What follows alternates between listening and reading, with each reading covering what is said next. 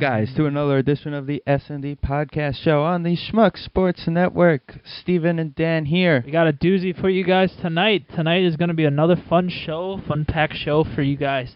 Just a reminder, please check out our baseball preview. We did split it into two parts on iTunes. Parts. Actually, it's worth the listen.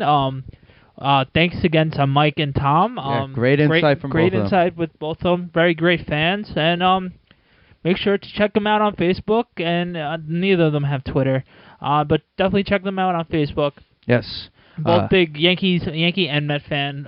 For Tom is the Met fan, and Mike is the... Like we had on the show. Yeah. Part one on iTunes, of course, is the individual talk with them. Tom with the Mets, Mike and the Yankees, and then, of course, with part two is all four of us having a nice little round table discussion. So check that show out. We had a very great time doing it. Yeah, we definitely had fun. And of course, if you are watching on YouTube, still on YouTube, it is one large show. Get your popcorn ready. Yeah. But luckily for you, there's a pause button. Yeah, hopefully you're busy at work.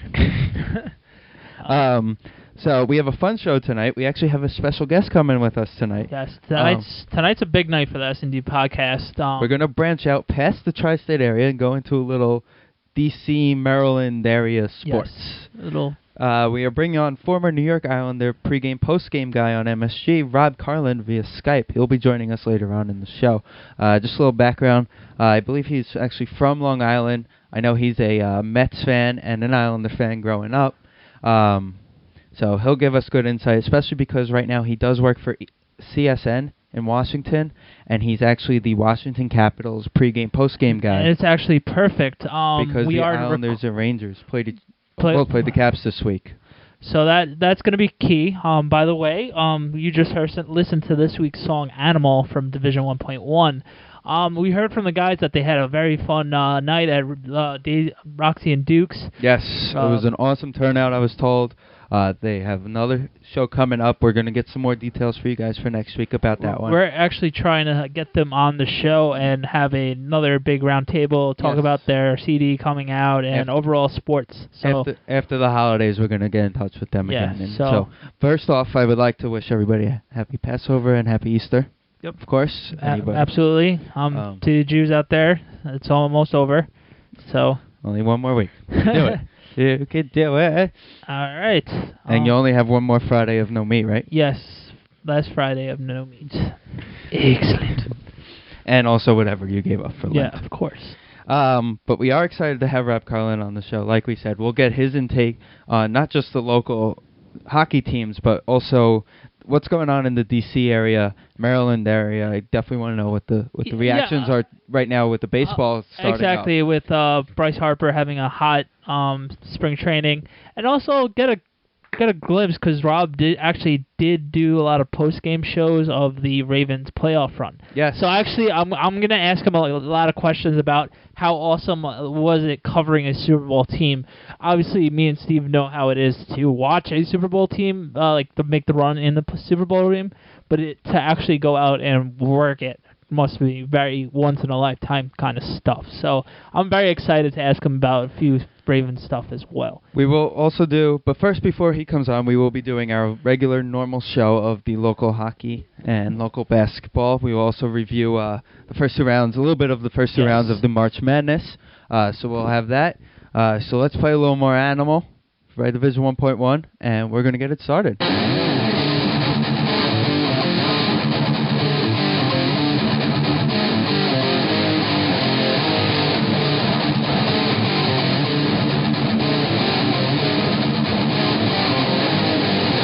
All right, guys, welcome back to the S&D Podcast.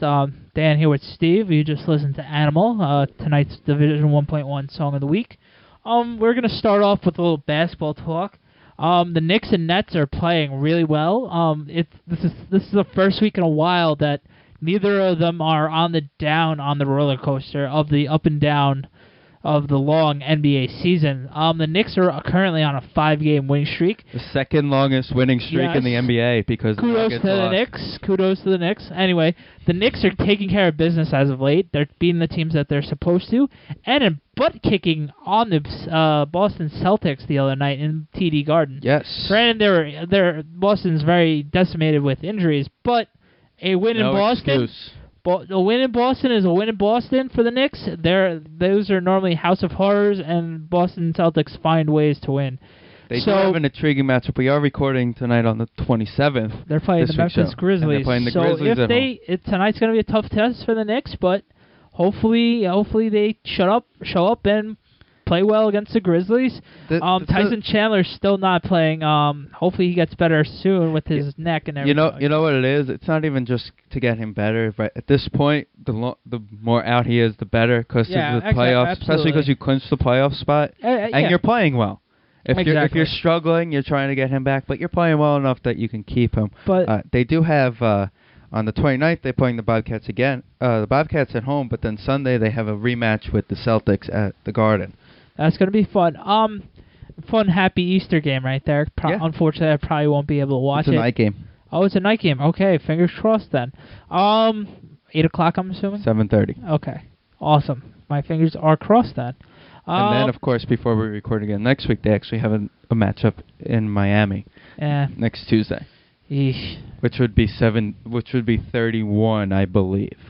All right. But we'll talk about the Heat in a little bit. Yeah, we'll take the Heat in a little bit. Either way, the Knicks are playing good. Melo's back. Melo's back. Well. J.R. Smith's driving to the hole, which we've been praying and yelling at for pretty much most of the season. I'm glad to see that.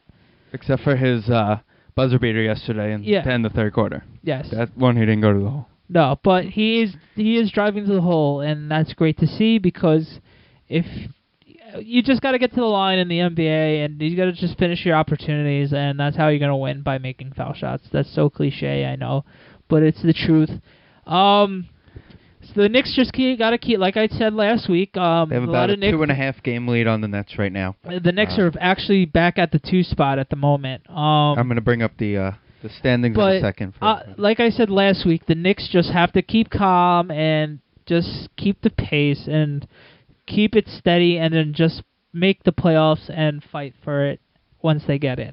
Right now they're 43-26. Okay, so respectable. 12.5 games back behind Miami. Yeah, no one's touching the Heat. Obviously, they're on this amazing epic run right now.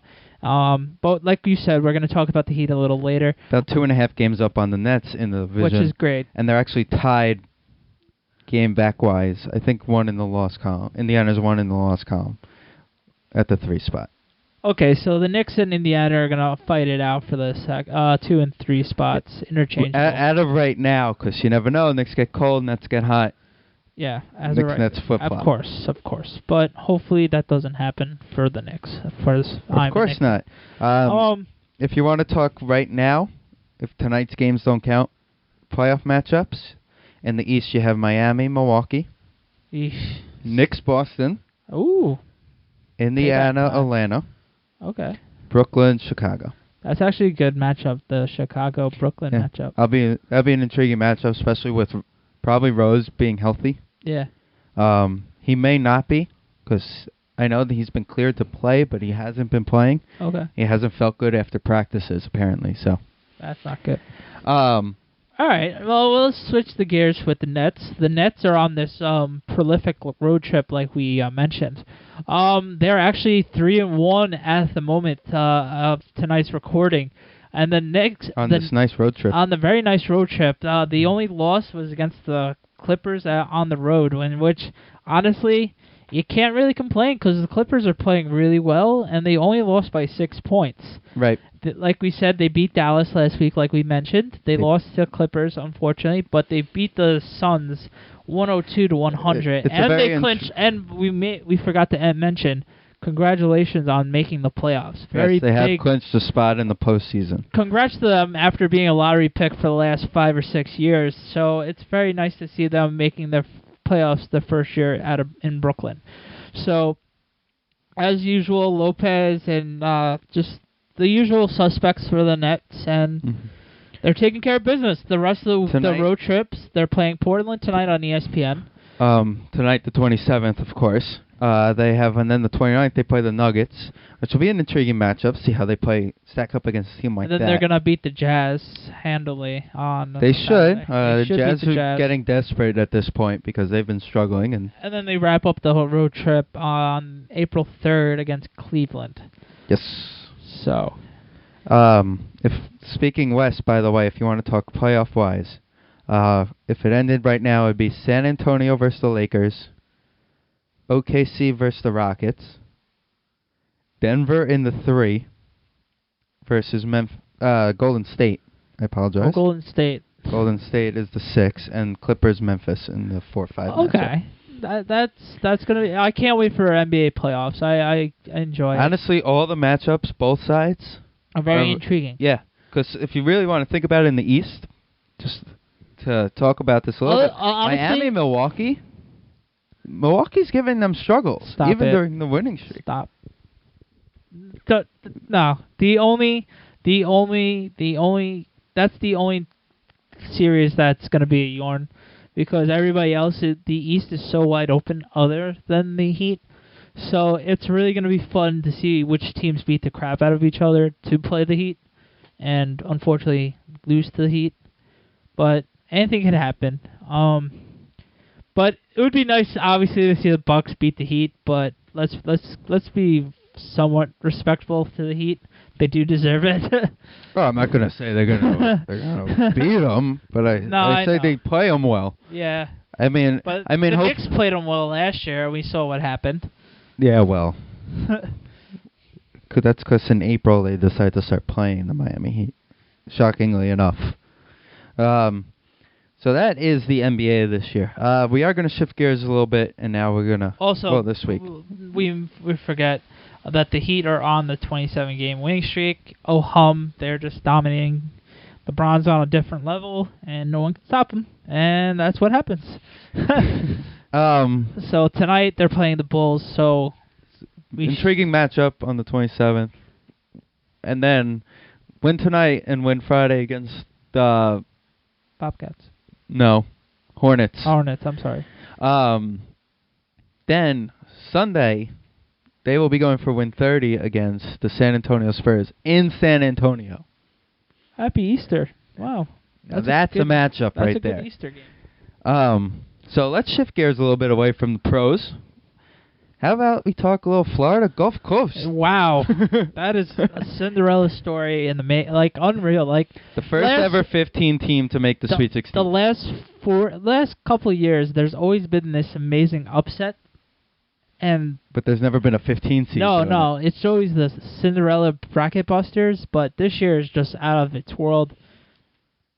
Kudos to them. Essentially, it's their championship.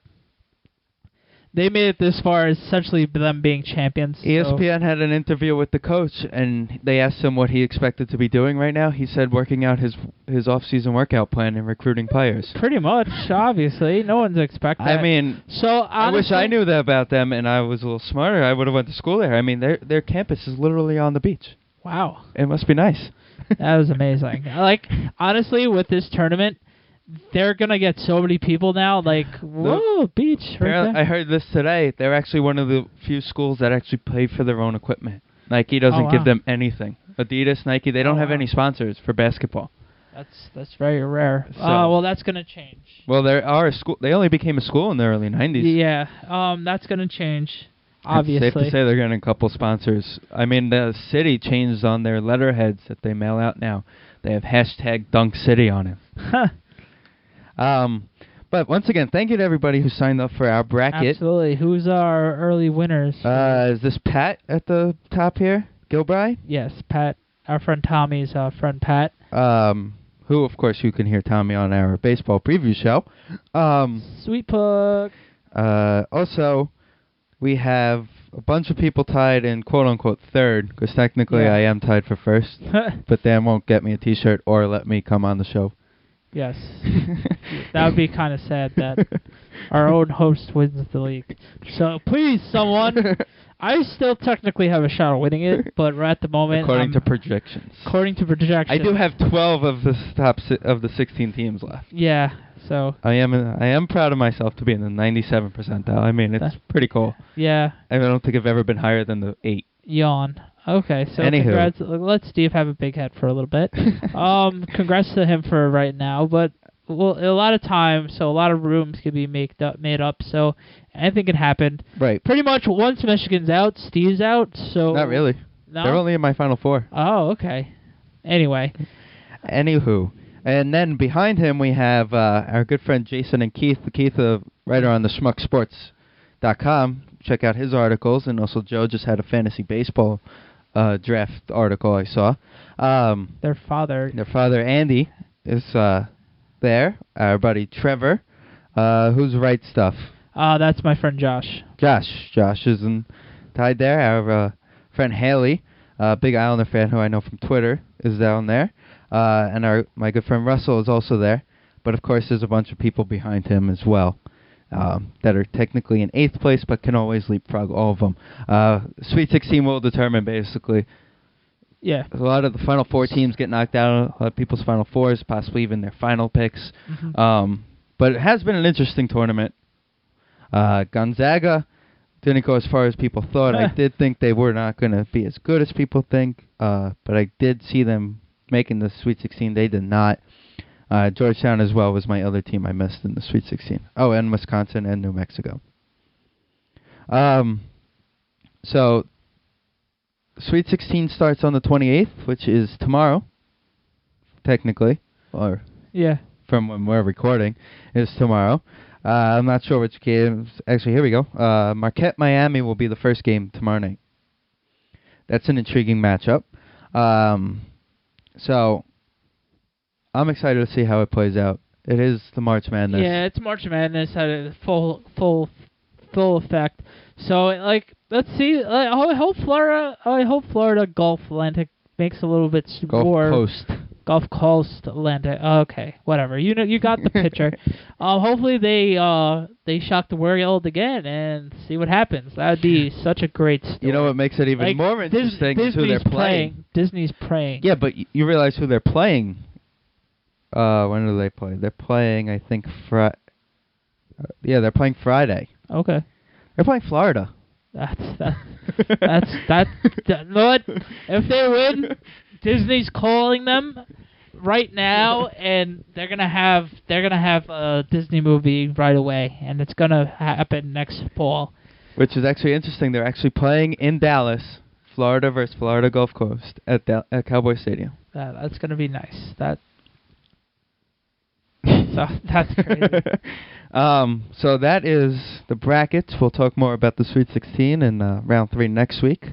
And technically it's just the Sweet 16 and the Elite 8 also next week when we come back with you guys. So that's basketball for this week. We're going to take a little break and we're going to talk a little hockey. SND Podcast is in no way affiliated with, associated with, produced, or endorsed by the National Basketball Association or any of its affiliates.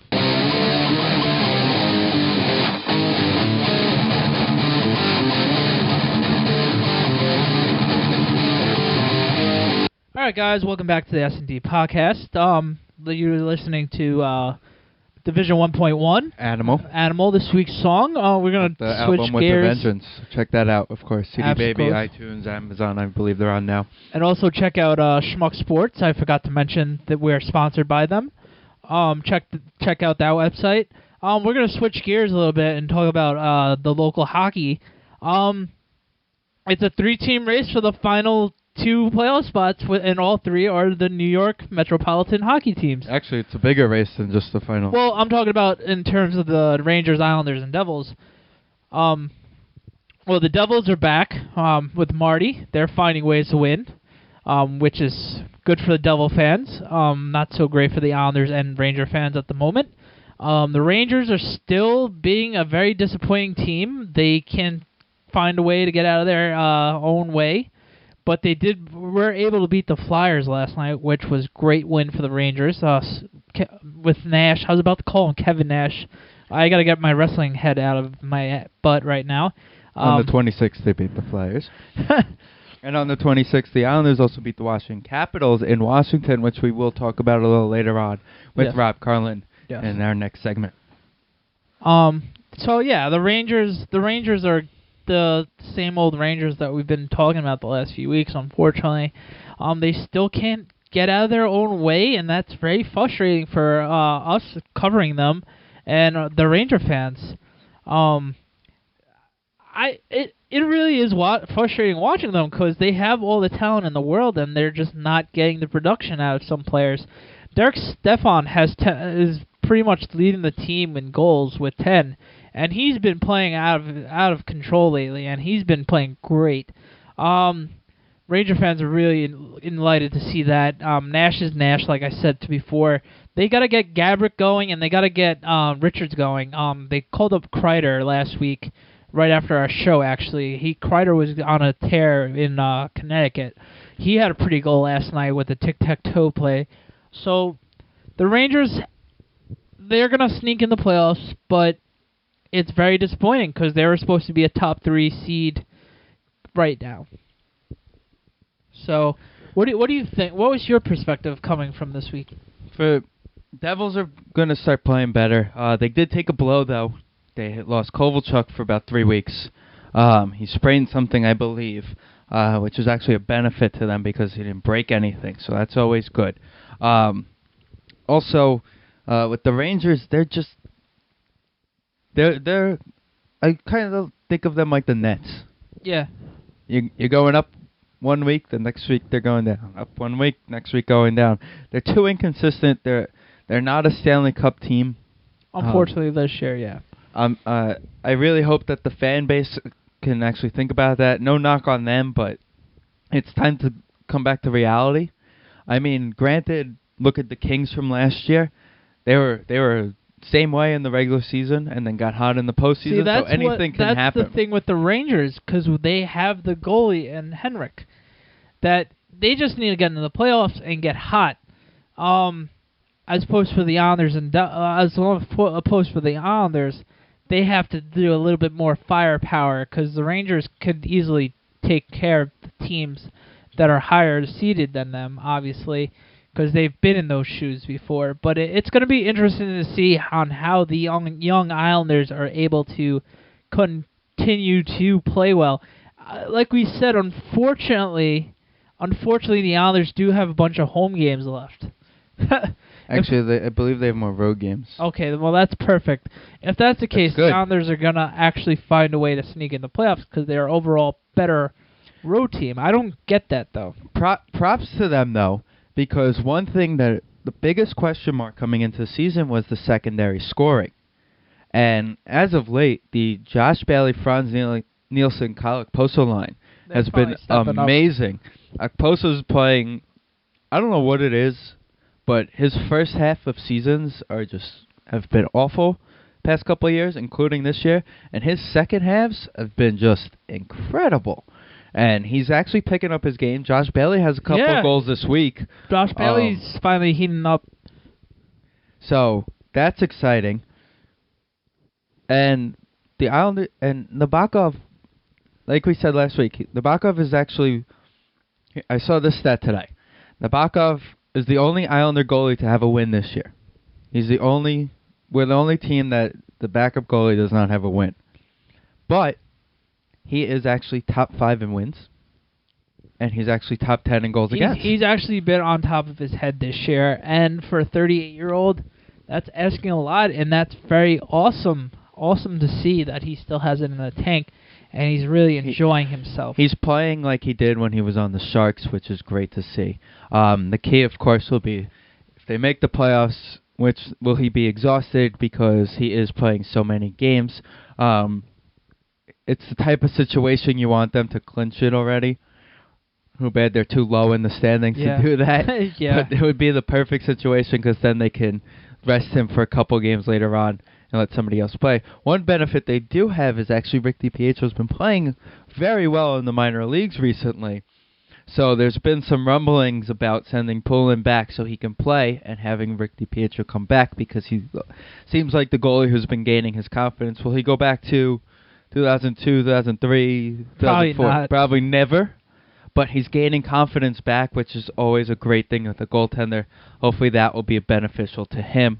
As for the Rangers, I think the key for them right now is that they need to get secondary scoring. There's actually been a lot of rumors recently that Gabrick was also asked for a list of teams that he wants to play for. I don't see them trading Gabrick, though. The problem is that nobody wants his contract, and the teams that do want his contract can't afford his contract. Galoff, a guy who writes for CBS Sports, actually had an interesting tweet about a week ago that I noticed. One thing to look out for is the Islanders this summer. Yeah, are they going to find a way to get someone to come to the play for the Islanders? Because a lot of teams are giving a lot of players contracts right now, big-time contracts. And next season, the cap they already announced will be actually going down. Oh. Right now it's at $70 million. That actually helps the Islanders. So the cap's going to be going down, so teams are going to be dropping players like flies. Well, pretty much the Rangers are, obviously. Right, which is why they're trying to trade Gabrick. Yep. So, with that being said, the Islanders are going to be one of those teams that have the cap room to overpay for players if they want to. Time out. Before they overpay for players, be smart. Make sure they're the right players, please. Anyway, it's a lot of optimism. I know I've been a negative Nelly the last month about the Islanders. I just hope they find a way to make the playoffs. It'll be nice to see. They weren't expected to make the playoffs, and Tavares is having just a magical year. He's becoming elite. I know that's a football term, but he's becoming one of the better NHL players. He's in his own zone per se. He's able to slow the game down, and it's really amazing to see on a nightly basis on what Tavares is going to do. You saw it on the 26th at the game in Washington. Matt Molson made a play. Mike Green actually gave up the puck to Molson, and Molson they left Tavares wide open, and he just sniped it like it was nothing. Oh yeah, I actually kind of starting to feel that with the way Ovechkin's been playing backwards. Yeah, it's how Tavares has been playing forwards. You might actually start making an argument that Tavares could be a top 3 player. Arguably. It's Crosby. Obviously, no one's touching Crosby. A healthy Malkin. Yeah. Because he can have 50 goals before you know it. And then after that, it's really open between Tavares and Stamkos. Yeah, no, you're absolutely right. Tavares needs one more year, a full year, quote unquote, because Ovechkin actually scored 60 goals in a year. Right, but think about this: you're playing a 48-game season. You have about 15 games left, and he's on pace for 35 goals. I'm not. He's at 20. I'm not taking away about anything Tavares is doing. I mean, Stamkos is at like 24. He's a point a game guy essentially, and Tavares. The Islander fans are very lucky to watch Tavares. It's pretty much about the front office and the players around Tavares to build a team around him. Pretty much what the Penguins did with Sidney and Malkin. It really is about Cart Snow and everybody building. With that being said, the Islanders do have a lot of talent, but they have a lot of stupid mistakes that they hopefully fix. I do like the rumblings this past week, though, of Wisniewski contracts, the Bakov contract talks. They want to keep the team on the ice that they have now together for a couple of years. That'd be nice. Add to what they have, basically. But you're not expecting Nabokov being on the team for another 2 years, though, right? If getting Nabokov when he's hot. And can we get Tim Thomas, hypothetically speaking? He doesn't want to play. Oh, he doesn't. He doesn't want to play. That trade was cap purposes only. I know. I was like, if we were to make the playoffs, and also they get the draft pick back. Do they? Yeah. Oh, okay. It's a only if he signs draft pick. Oh, okay. Only if fine. he plays draft pick. Gotcha. So basically, it was just here. Let us borrow his contract. Oh, no, And then he's going to be a that. free agent. So I it's really figured up to him if he wants to come back here and play. I figured that. I was just asking, being facetious. Facetious. But I want to talk a little around the league hockey since we got a little bit of time here. It's intriguing to see. We will be talking a little Washington Capitals with Rob Carlin coming up in a little bit. So stick around for that. But the Western Conference is really interesting to see because a lot of those teams are playing so well. Right now, it's very actually spread out, that conference. Not like spread out, it's more of a cluster, huge cluster, the conference. It's actually a better way to put it. Right now in the West, spots 3 through 10, 11 are all within 15 points. This year I like this year is because there's a lot of tightness, a lot of parity in the league, and there's going to be a lot of battles to make the playoffs. Both conferences, or whoever plays hot like it is 9 out of 10 times, it's going to be the hotter team when it makes the playoffs, but there's so many teams, so it's going to be a big cluster to the fight for the end, so it's going to be amazing. I mean, look at the East. 7 through the bottom of the conference is 12 points. That's crazy. Right. Right? And everyone complains, oh, the Panthers are playing terrible, blah, blah, blah, blah, blah. They're 11 points out of a playoff spot. But they might be the worst team record-wise, but they get hot right now, and the teams above them struggle. Yeah. They leapfrog, and they're in. Yeah. You never know. Of course, Pittsburgh's got everything wrapped up. My pick right now in the East, though, is going to be the Pittsburgh versus Boston, because Pittsburgh is Pittsburgh. Yeah. And Boston is just very gritty, and they're just big. Yeah, they're bigger than everybody, have that, and they use that against everybody. They use the intimidation factor. That's what they do, which is perfectly fair. But we are going to play a little more Division 1.1 for you guys right now. And then when we come back, we're going to have our special guest, Rob Carlin. So stick around for that. SND Podcast is no way affiliated with, associated with, produced, or endorsed by the National Hockey League or any of its affiliates.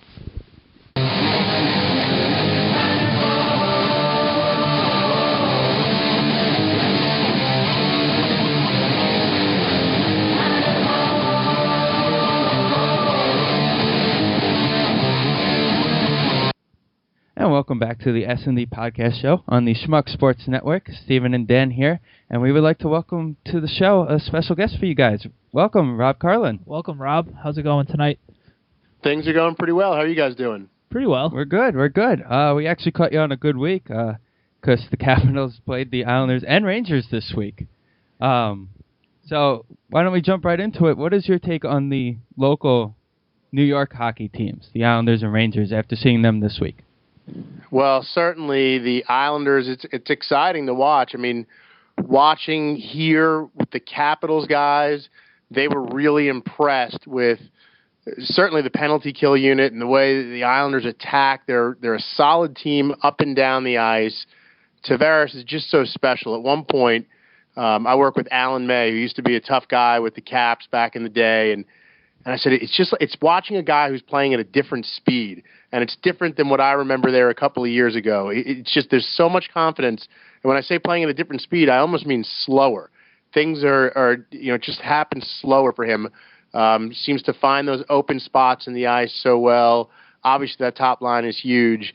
I think this is a year they could sneak into the playoffs, and it's exciting. We all know, or at least I do, the older guys, what the Coliseum is like when the Islanders make the playoffs, and it would be great to hear that old barn rocking again.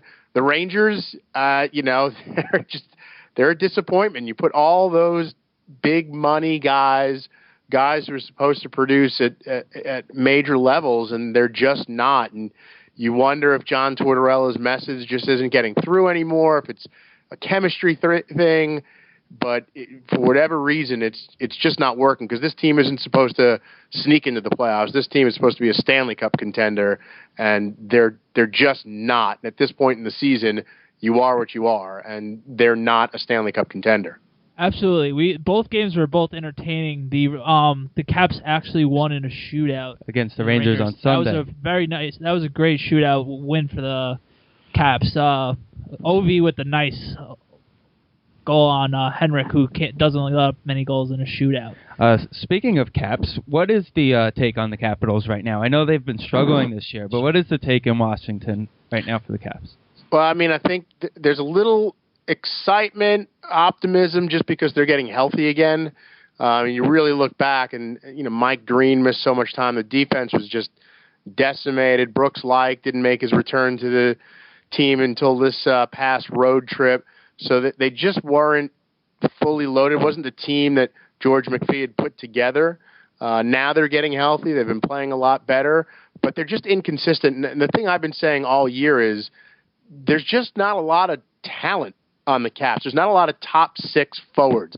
There's a ton of bottom six forwards. I mean, you've got Ovi is Ovi, but Ovi's not the Ovi we've come to know. He's now a 35 to 40 goal scorer in a normal season, not a 50 to 60 goal scorer in a normal season. Nicholas Backstrom is great. When those two are together, it's special. And Mike Ribeiro's having a tremendous season. He's a magician with the puck on his stick, and he's having a great year. He's 33 and in the final year of his contract. But you take those, other than those three, there's not another bona fide top six guy. Troy Brouwer is probably more a third-line guy on a Chicago, on a Pittsburgh, on a power team, on a Boston. He's not a guy who should be your top line or your second-line guy. Marcus Johansson is playing with the top line right now. I mean, I don't know if he'd be skating on any given night with a Pittsburgh, a Chicago, teams like that. So I don't know that a few years ago they had put together a high-flying powerhouse team, and then for whatever reason, it was the playoff flameouts, they pulled the brakes and went in a different direction and wanted a bunch of grinders and muckers, and they thought that was the way to get to a Stanley Cup. And right now, it's not even a surefire thing that's the way to get to the playoffs. Yeah. How much are they missing Alexander Sedman actually this year? He actually signed with the Carolina Hurricane this year. How big of a loss is that? How big of a loss is it for him not being with the Caps with Ovi and Backstrom this year? I mean, obviously, if you look at the numbers, it's a huge loss. I mean, he's definitely a top-line guy. But it just wasn't working here, whether it was the expectations were too high. He couldn't do anything right. He'd go on a streak where he'd score, a bunch of goals and really play well. And then one time he'd miss a back check and the fans would get on him mercilessly for weeks and he would disappear. And I think he was a guy that needed a change of scenery. He was never going to be the guy that they expected. And like most fan bases, expectations were probably too high. They wanted 45 goals and 110 points every year. You're not going to get that. In Carolina, I think it's a nice fit for him. He's, done some remarkable things this year, and he's more of a two-way player than most people give him credit for, and certainly more than Caps fans gave him credit for, and I think it's probably a better fit in Carolina. But yes, you take him off this roster, they don't have anyone to replace those numbers, so it's definitely a loss for the Caps. All right, another question. I've been watching him whenever they play the Islanders, Rangers, and Devils. What is the fan perspective on Holtby? I think he's a pretty solid young goaltender that is working out his kinks. What are the overall perspective on Brendan Holtby in D.C.? I mean, there's cautious optimism. I think a lot of people think he's legit. I think the numbers show he's legit. Yeah. And everything with the Caps, you have to take out the 2-8-1 start this year because it was as bad as it could be. He was awful in that open 11-game stretch, and the Caps were just terrible. It's a new coach, no training camp, all the excuses we know. Since then, he's been fantastic. He's got more wins this year than any starting goalie 24 and under. And we all saw what he did last year in the playoffs. I think that's the optimism. The caution comes from Semyon Varlamov, Michael Neuvirth. We've seen this before. Caps fans have gotten excited before. So I think there's okay, let's see how he does for the long haul. What I like about him is his makeup.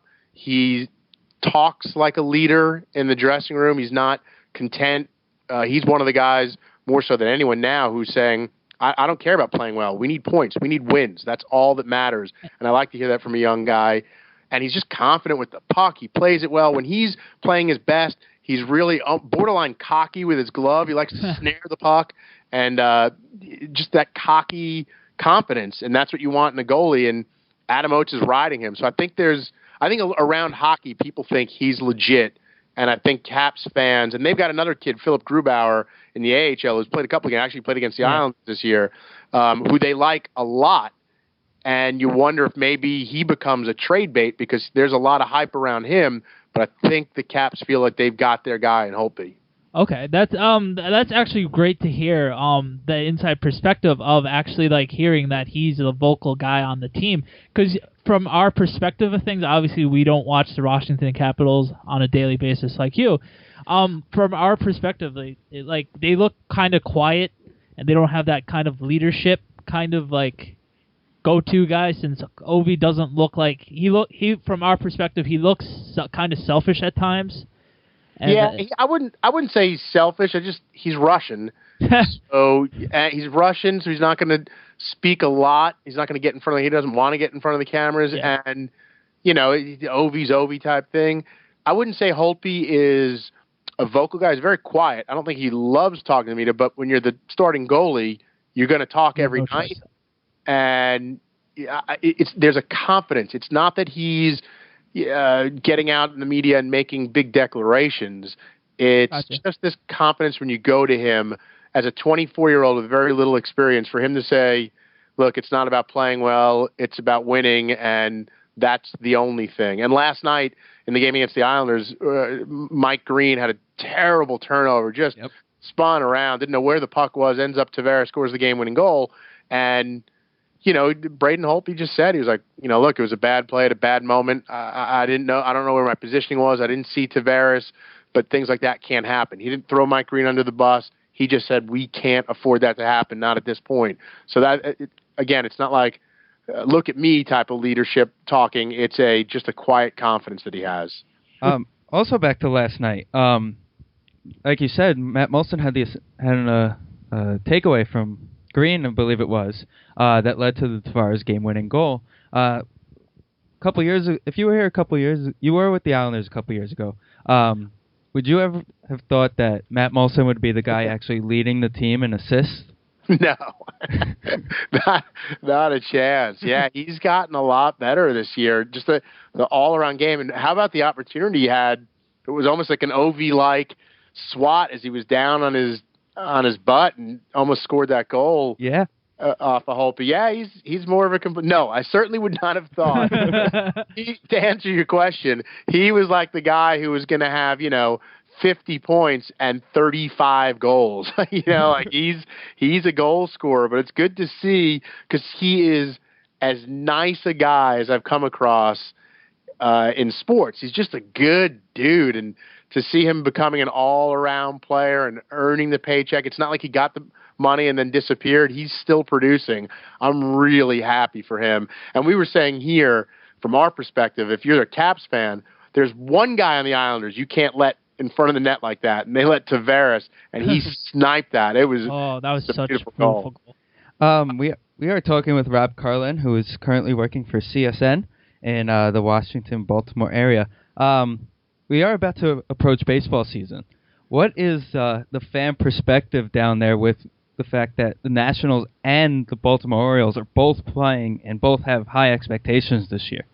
Really excited. Last year, there were like rumblings of what if there's a Beltway World Series and how exciting that would be. Obviously, the Nats, that lineup, as a long-suffering, tortured Mets fan, it kills me to say this, but that lineup is as good as any in baseball. There's not a hole, and I think, again, as a Mets fan who's going to watch this kid torch the Mets for a decade to come, I've never been more excited to see one single player like Bryce Harper this year.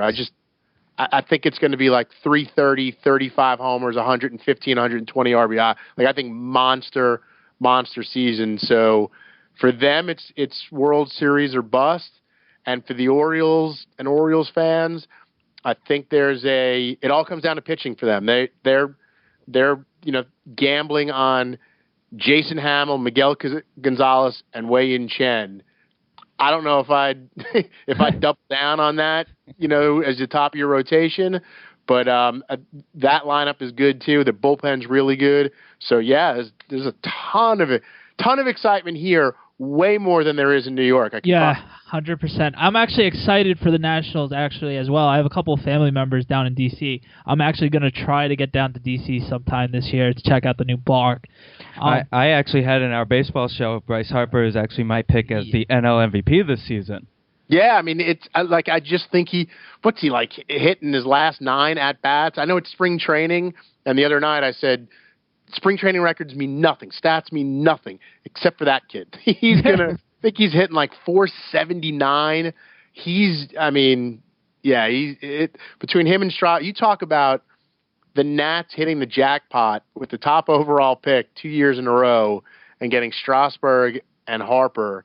I mean, I don't know what Mike Rizzo did, but he made a deal. He made a deal with the devil, and man, it's going to pay off for them because, like I said, that's the best team in baseball. I wish they weren't in the Mets division. We're also big Mets fans.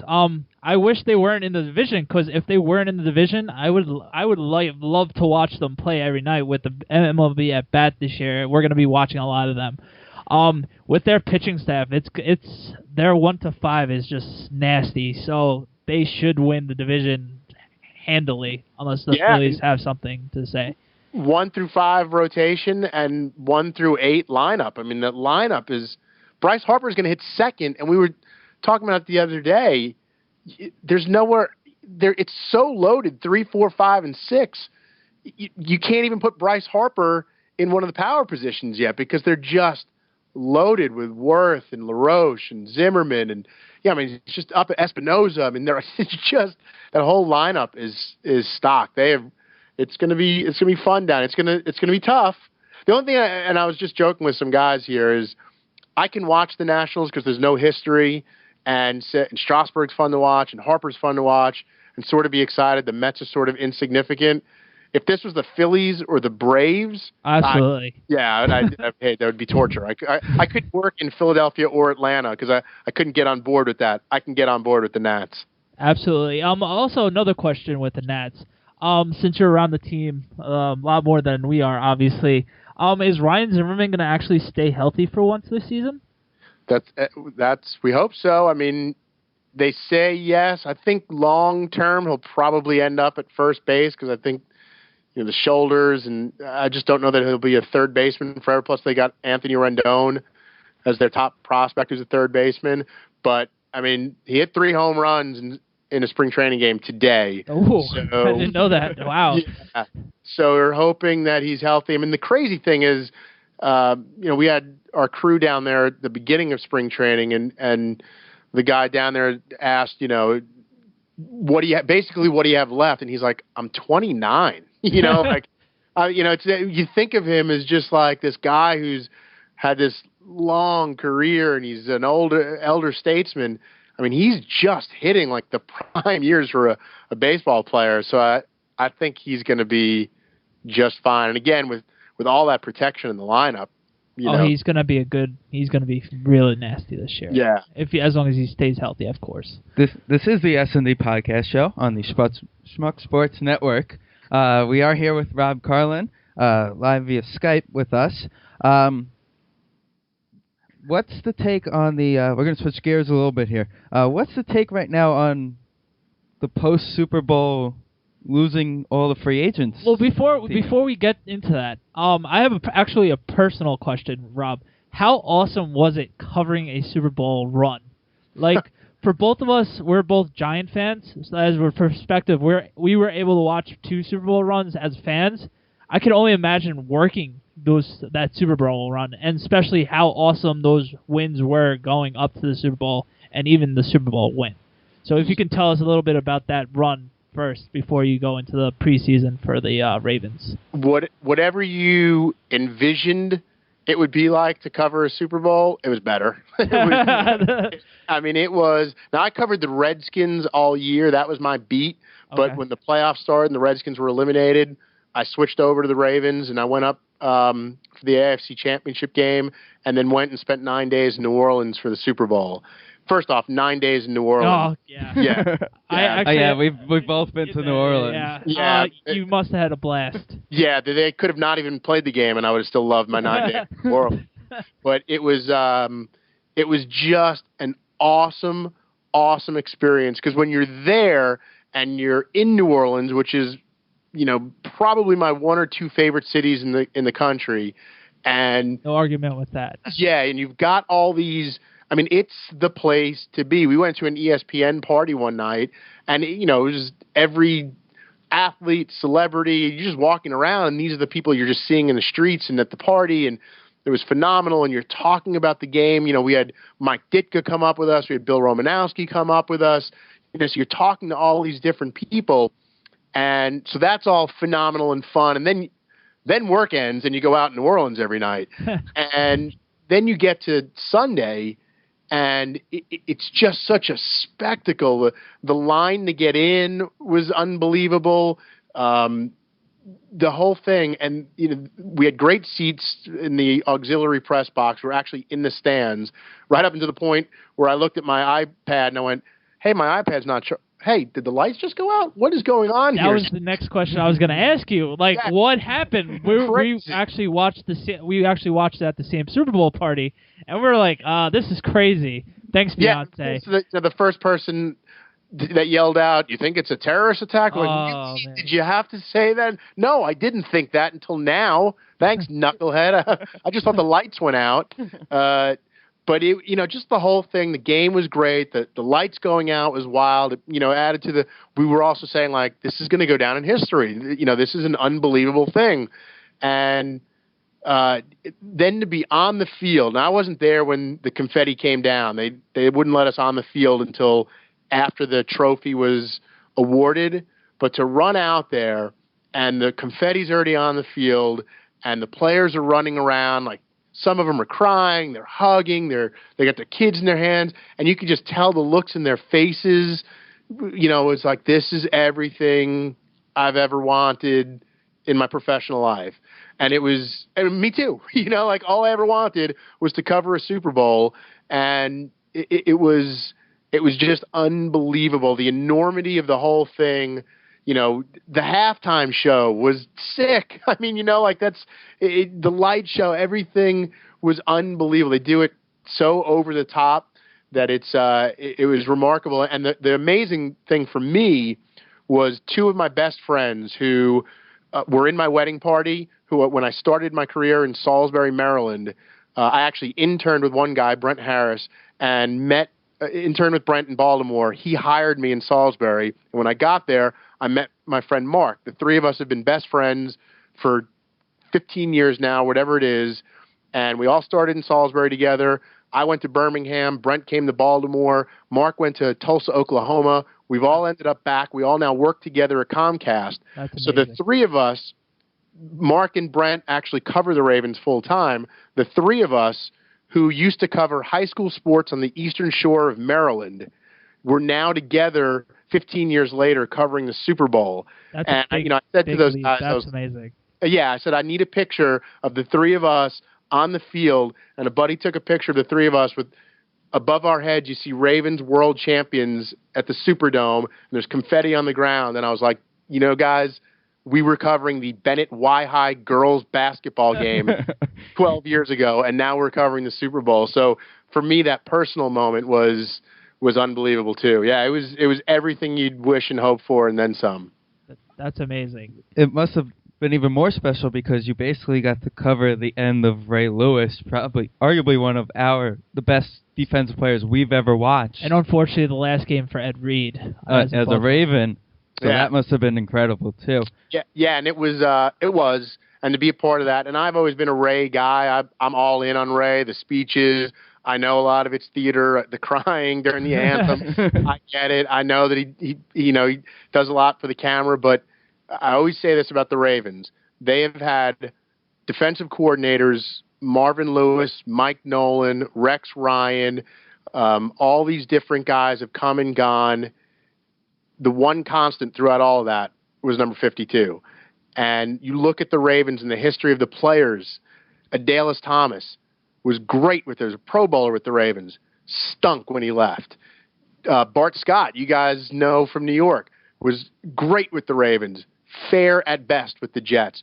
All these guys had their best seasons of their careers with the Ravens under multiple different coordinators and multiple different position coaches, and the one constant was always Ray Lewis. He held them up to such a standard of film watching and preparation that they were always in the position they needed to be. And I was all in on him, and I think of all the losses that the Ravens have suffered, and they've filled a lot of those spots, that's the one that he's not the player he was 5 years ago, certainly not 10 years ago, but just what he means to that defense, you can't replace that. And, he said when he announced his retirement, it was his final ride. And Brent's covered Ray for 10 years and has gotten to know him. And as Ray was leaving the field, Brent ran over and said, "Ray, I need one last interview." And Ray's like, I can't do it. I got to go. Oh, man. And wait. And Brent said, "Ray, I need this, man. I've been covering you for 10 years. I need this."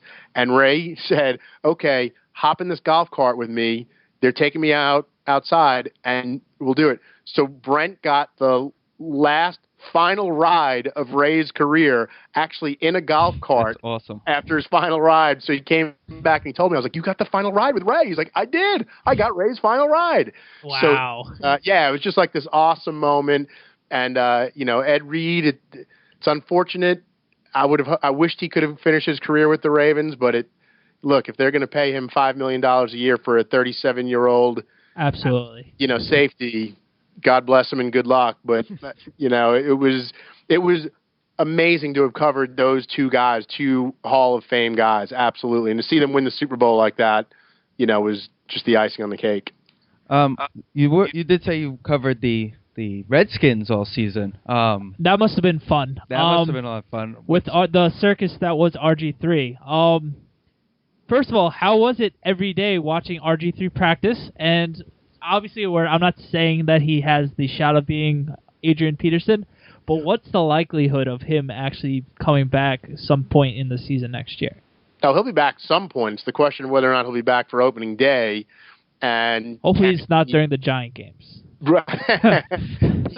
I'm telling you, man, everyone, when they hear I cover the Redskins, they all say, "Is RG3 legit in person? Is he good as he seems like on TV?" And I'm always like, "Yeah, he's better. He's really funny. He's well adjusted. It's a military family. His dad and his mom are always on the sidelines. They're super nice people who've raised him well."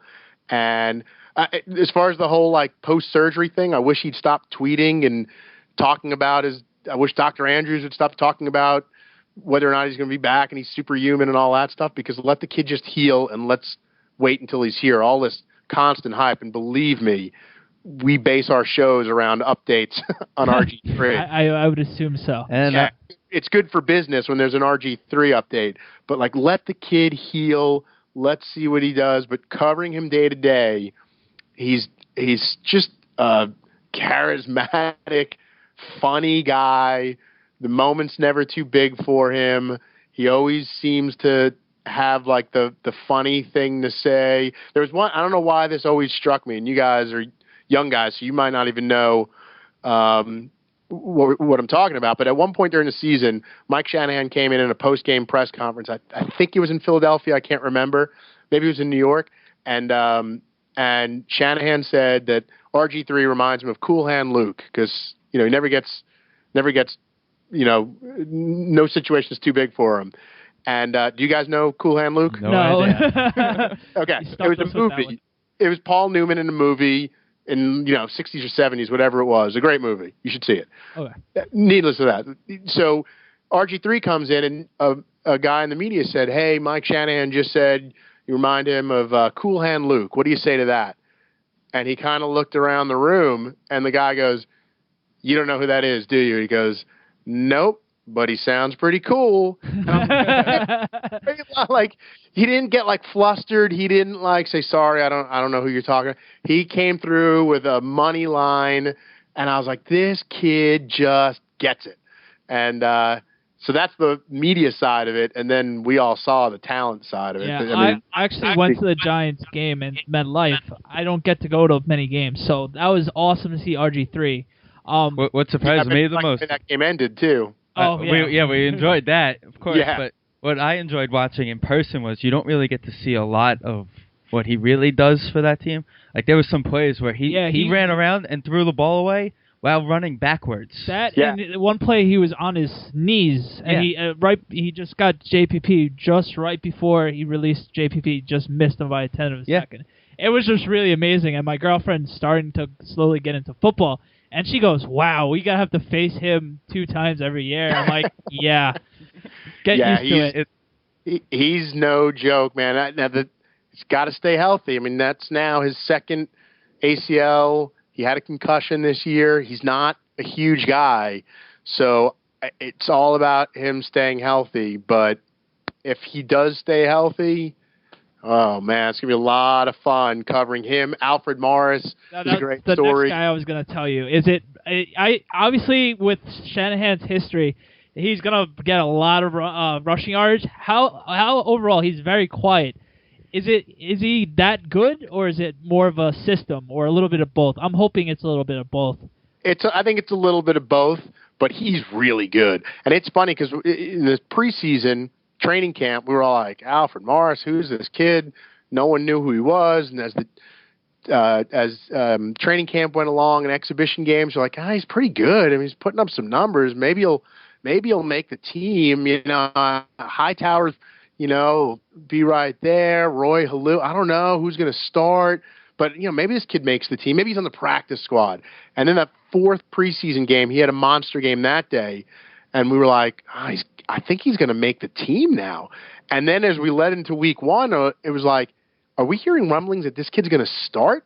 And it was more of like oh man, what does that say about the rest of the running backs if this kid's going to start? Yeah, exactly. Yeah, and then he was just unbelievable. I mean, he runs hard.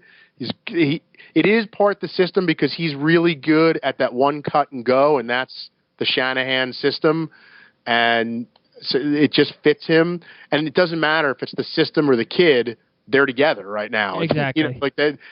They got the right kid for the right system, and he was and again, like RG3, as nice a kid as you could possibly imagine. Right up to the last week of the season, there was never a point where you're like, okay, he's becoming, he's starting to read his own headlines and, believe in the hype. He was right up to the last week like, I'm just excited to be here. He grew up a Clinton Portis fan. Wow, so he must have been really sky high then. Yeah, so it was all just like, it was an easy team to like. The Redskins, different than, the last 10 years or whatever, they were really easy team to like. Stephen Bowen, great guy. Cofield, great guy. Former Giant Barry Cofield. Yeah, we miss Barry actually. Yeah, a little taser dance. Yeah, I actually missed that a lot. Actually, no, he's a smart guy. Easy to talk to. So, the Redskins were also fun to cover this year, and it a lot better. I would have hated, covering the who's going to start John Beck or Rex Grossman. So hey, they beat the Giants twice that year, so we can't really make fun of that, unfortunately. But here's another question.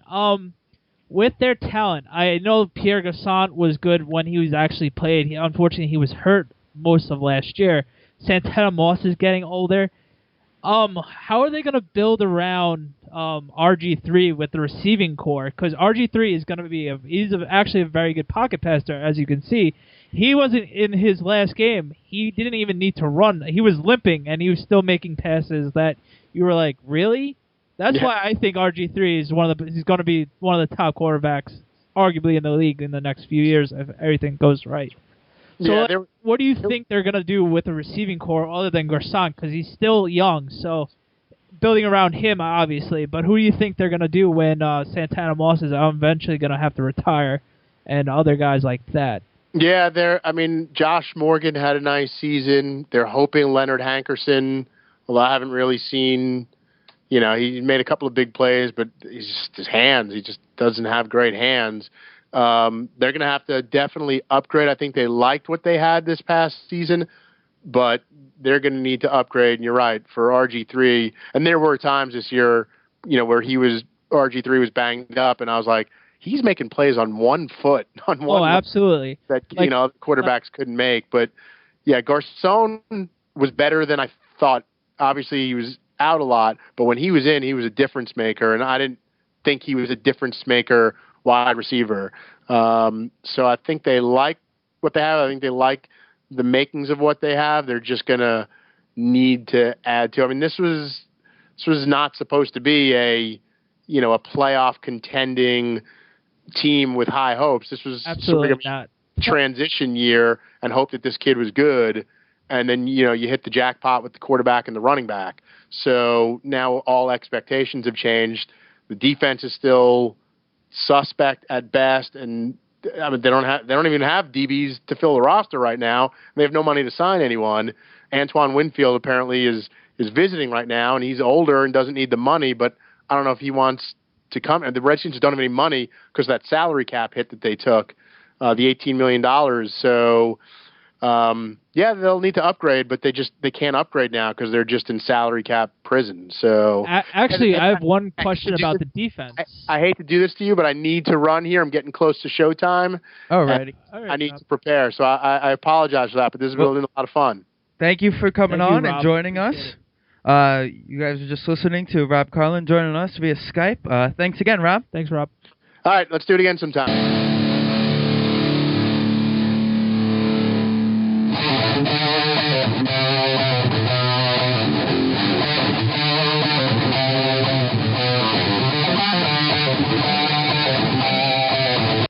Well, that was a lot of fun. That was really a great. We do apologize for cutting it short, but we will definitely bring him back in a couple of weeks. Yeah, like we said, he does Comcast, and he has his Sports Desk show tonight, so he had to prep for that, unfortunately. But a lot of great stories from Rob.